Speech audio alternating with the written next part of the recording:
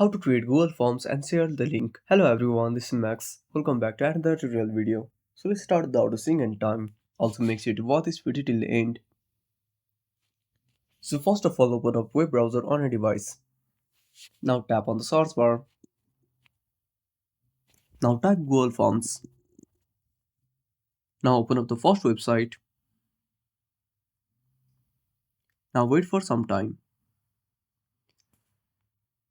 Now enter the form title. You can also add the form description. Now tap on the untitled question.